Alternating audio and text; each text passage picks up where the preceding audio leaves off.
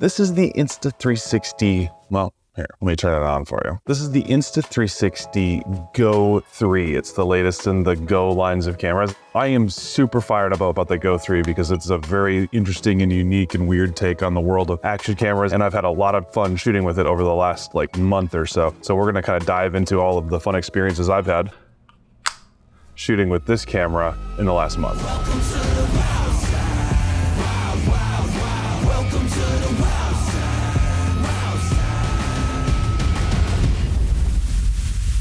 I love messing around with cameras, especially when somebody's willing to try something new and unique. That's what Insta360 has done so well with the Go series, is let's make something super small that can mount to anything. Having this tiny little small camera and then combining it with a remote viewfinder is actually something that I wouldn't have expected. I wouldn't have planned on it, but now that I've had it and that I've played with it, I'm having so much fun just coming up with the unique ways to use this camera. That is why I'm really excited about what this means and what it could mean about the future of action cameras and stuff like that. The Go3 is extremely similar to the previous versions, the Go2 and the Go1. Now the camera is slightly bigger with a slightly bigger battery. Still only weighs 35 grams, but the biggest changes are in the action pod, this new box that comes with the camera. So the case has a little flip screen. It's got a lock button that allows you to kind of lock the camera in and out of the mounting location. The camera, you see, has a new clip mount to this. It's not just reliant on a magnet, but it actually holds onto it. And the case has that same mount. So I'm able to take the camera and mount it onto that, or I can put the whole thing together and mount this whole camera so that now I have the vlog screen looking at me however I want. By far the coolest part about this case is taking the camera out and still having that wireless connection to be able to do remote viewfinding. So I'm setting the camera down to record me running down this, and I can check the framing really quick using that. And this is just on a log. So now I'm gonna go back, rerun this section, come back and pick up the camera. But it's cool to be able to quick check it. I'm gonna set it here and get the reverse shot. But I still gotta run back and pick it up. The range is not amazing on it. It's from here to the other side of the room, but I can take this out, put it on the drone, quickly check it, make sure exposure's good, make sure everything's ready. And then even while it's separate, hit the record button on the box and the camera starts recording independently, take off, land, and as soon as I land, it's gonna reconnect again and I can put it back in the case and do playback on the camera. It's really cool.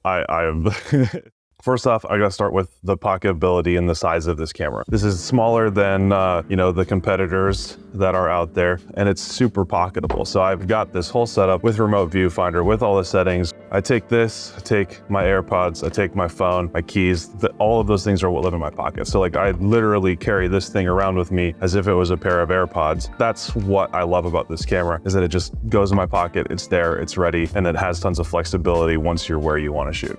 It's really small and really light, and therefore you can use mounts that you wouldn't have been able to use for something as big as this or as big as this. So a couple of different examples of things that I've found that were really fun to do with it is I took a handlebar mount from a bicycle, stuck the whole thing on a golf club, and then shot down the golf club as I tried to juggle the ball with the golf club and took a couple swings and pointed it back up at myself to get weird angles. I took it and put it on my son's swing in the backyard and pointed at him and kind of got this funny snorri cam look of him spinning around in circles, or him swinging, or my daughter swinging, stuff like that. So that's been really fun. And then, taking it and doing traditional action cam-y sort of things. I put it on my e-bike and took my son for a ride in his little seat thing. And I, just pointed the camera back at us. Didn't have to worry about finding a screen or whatever. Use the remote viewfinder to see what the camera's seeing. It's really easy to have the camera mounted in that fun way. My focus is on the ride and having fun with my son and not worried about how do I set up the shot? How do I mess around with these things? It just is there. It works. It's great. That's what I love about just being able to check into this quickly, fire, forget.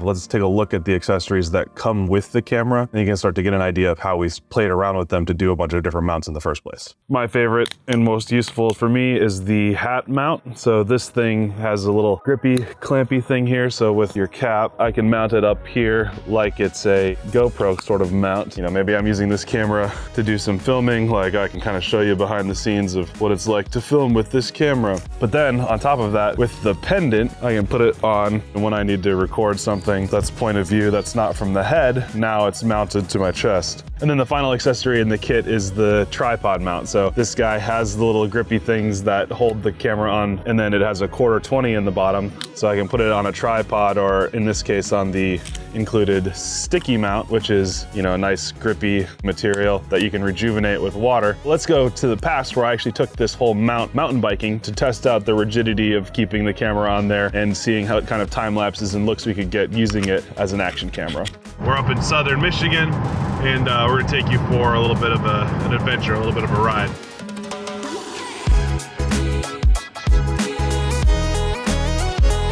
Here you can see how I mounted the camera for my riding session. First, I put it on the handlebars, which the mount that I used didn't quite hold up. Crappy knockoff Chinese mount, but it wasn't the accessories that came with the Go3 that failed, but the cheap ones that I bought. Despite that, the Go3 fell off the bike, smashed into the ground, and was fine. Everything was great. Picked it up, put it back on the bike, was good to go. But both with just standard riding shots in real time and doing time lapses and using it on my chest or on the handlebars, the stabilization I thought did an amazing job and allowed me to kind of bring you guys along for the adventure going on a mountain biking run. But obviously this is a drone channel and you guys are here to see drone related content. So this camera is perfect for flying. It's super lightweight, it's super small. You can mount it like this, like this, like this, however you want. It doesn't matter because it records 180 degrees. So you can flip that picture however you want after the fact. So typically I use the hat mount from the Insta360 kit, stick that on top of the drone, and we're able to record on a sub 250 size drone. So let's take this out into the field and see what the experience is like flying the camera around using their built-in flow state stabilization, which looks a lot like Hypersmooth. Let's fly this park a little bit with this nice little setup. Starting the record, checked the preview, got everything I want. Now it's time to fly.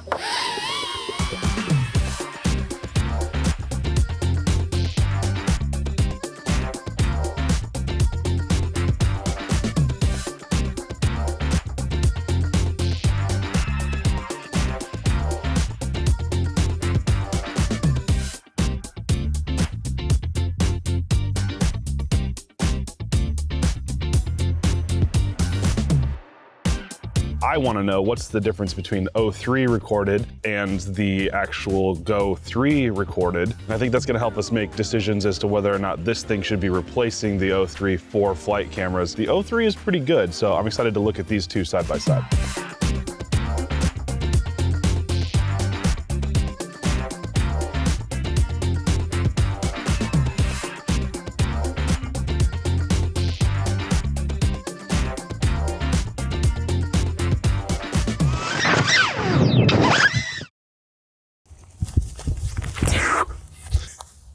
Oh, hey, still recording there, huh? A little dirty. I don't think it took too much of a beating. The final thing that I love this camera for especially are time lapses. I know that's kind of a weird thing to like it for, but when it's something that's kind of unobtrusive, simple to set up, and I can just put it in time lapse mode and figure out all of the like speed of the time lapse and all that stuff later, I really, really like that. In my car, I mounted it and recorded a time lapse as I was driving down to Louisville, for example, to visit Winston. Or I was working on cleaning out my workspace at home, my garage, and just wanted to record a time lapse of the process and just kind of kept changing the angle throughout the day and let it record and record and record and record. And it ran for hours, both in and out of the case, however I needed it to go. That setup was perfect for doing those time lapses. That's pretty cool setup for capturing things that I'm not gonna leave this giant Sony FX6 sitting out by itself. So now we talked about all of the things that I really love about this camera, and there are tons more. There are definitely some things that I didn't like about the camera as much, and so let's dive into those. First off, it's not backwards compatible with other mounts. The camera with the new battery is a little bit bigger, so it doesn't even like quite fit into the like 3D printed mounts that I've got for the Go2. So that was a little bit disappointing. And I think there's no way around it, is that something that's this small is, I think, gonna naturally have a little bit lower of a recording quality than something as large as this. Other than that, I don't have anything that I don't like about it. And while it's not something that I would use like in a professional environment, for me going out and having fun and staying in a moment and enjoying capturing the moment, that's what I'm loving this thing for, is it's just hilariously small and unobtrusive, and using it for a POV camera, something like that, it's so good. It's just so good.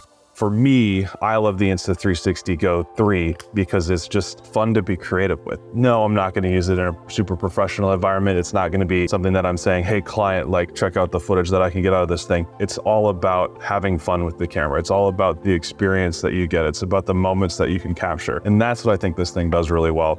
So having this around, having a little mini vlogging setup, having a camera that I can mount and put on tripods and do time lapses with and fly it on a drone, the combination of those things are why I'm falling in love with this thing. And that's what I think anybody that's checking out the Insta360 Go3 should be thinking about, is how can I use this to have fun staying in the moment? Let me know what you think about the Go3 and all of the craziness Insta360 is doing with this thing. Thanks very much for watching this video, and stay flying.